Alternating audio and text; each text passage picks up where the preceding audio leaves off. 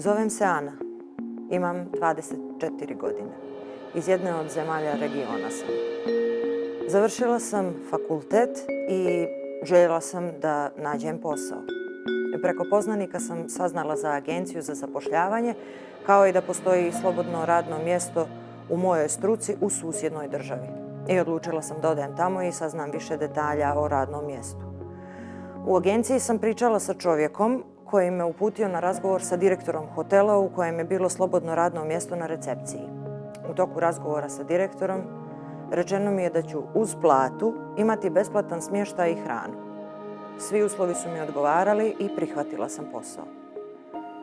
Prva 2 mjeseca je sve bilo kako treba. Redovno sam primala platu, nisam radila van dogovorenog radnog vremena i kako se sezona bližila kraju, direktor me pozvao na razgovor. Rekao mi je da ostaje bez sezonske radne snage i da bi bilo dobro ako mogu nakon radnog vremena da ostajem i pored svog posla obavljam i poslove sobarice.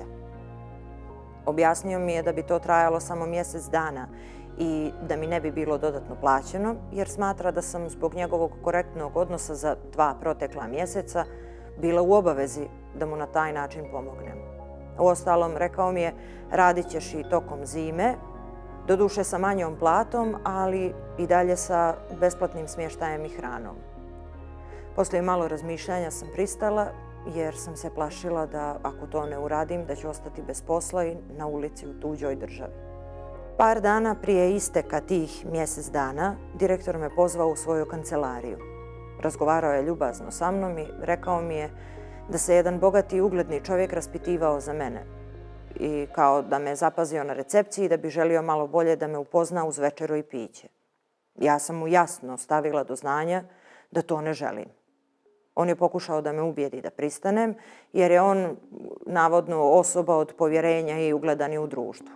I dok sam ja govorila da ipak ne želim da idem da se nađem sa tim bogatašem, direktor je ustao i iz torbice izvadio sva moja dokumenta i pokazao mi ih. Njih je bez moje saglasnosti i znanja uzeo iz sobe u kojoj sam bila smještena. Rekao mi je da će da ih drži kod sebe i da mi ih neće vratiti dok ne ispunim njegov zahtjev u vezi bogatog gosta.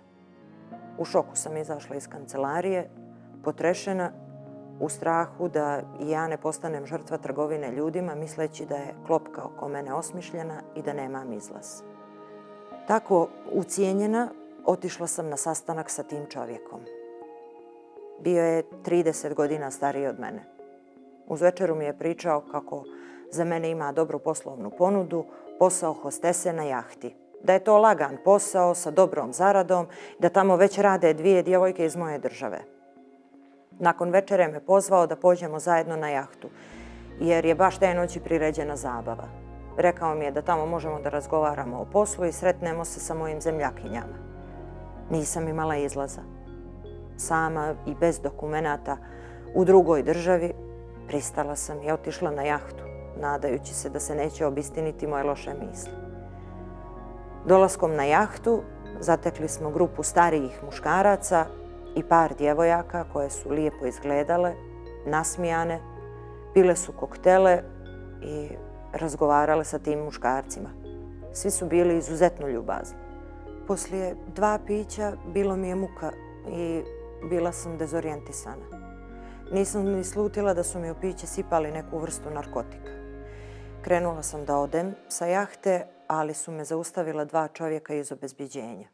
Od te noći počeo je moj pakao. Bila sam gurnuta u mrežu trgovine ljudima. Sve je to trajalo više od godinu. Prisilno sam konzumirala alkohol i drogu, a vremenom sam postala zavisnica. Gazde su dovodile klijente i na taj način me seksualno eksploatisali.